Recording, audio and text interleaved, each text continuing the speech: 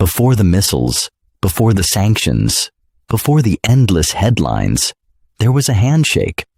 Iran and Israel were once quiet partners linked by oil, intelligence, and shared strategy. Under the Shah, Iran was not the symbol of resistance we know today. It was a pillar of Western influence in the Middle East, wrapped in modernization, reform, and royal power. But beneath that polished image, pressure was building. The Shah's vision promised progress, yet for many ordinary Iranians, it felt like distance. Distance from faith, from tradition, and from economic justice. When royal extravagance stood beside public poverty, resentment deepened. What looked stable from the outside was already cracking from within. Into that fracture stepped Ayatollah Khomeini, first as an exile, then as a voice, and finally as the architect of a revolution that changed the region. He did not simply replace one ruler with another. He replaced the entire direction of the state. A monarchy tied to Washington gave way to a theocracy built on religious authority, anti-Western defiance, and a mission that reached far beyond Iran's borders. That was the true turning point of 1979, not just a revolution at home, but a complete redefinition of enemies abroad. The United States became the great external adversary, and Israel became the near enemy, the smaller but immediate symbol of everything the new republic opposed. From that moment on, the conflict was no longer a normal rivalry between states. It became ideological, emotional, and deeply historical.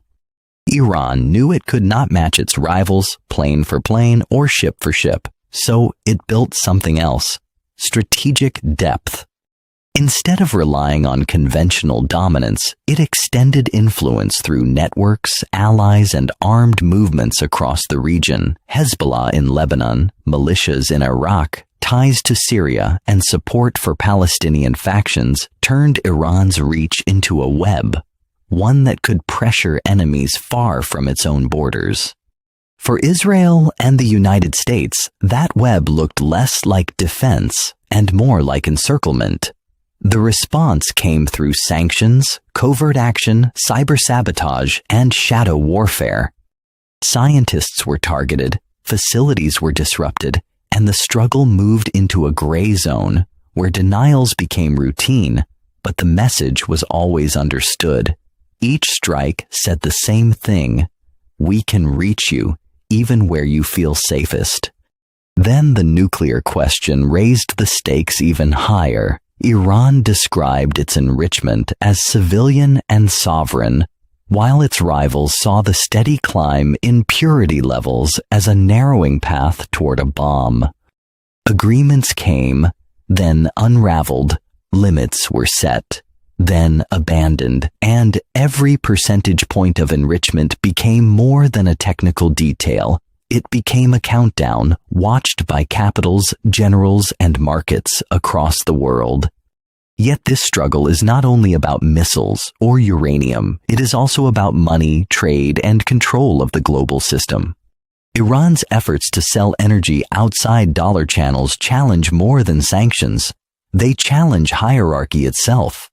In that sense, oil tankers, currency settlements, and shipping lanes matter almost as much as rockets, because empires are defended not only with armies but with financial architecture.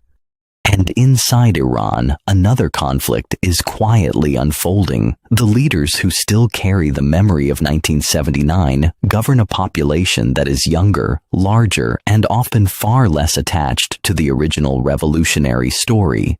That gap matters deeply. It means the state projects defiance abroad while facing fatigue, frustration, and generational tension at home. The future of this rivalry may depend not only on foreign enemies, but on what Iran itself becomes next.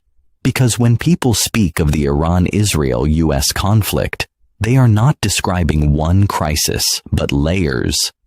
A fallen monarchy, a revolutionary creed, a regional proxy network, a nuclear threshold, and a global economic struggle, all stacked into one long confrontation. And that is why the region so often feels one step from escalation. Because this story is not frozen in the past, it is still being written now.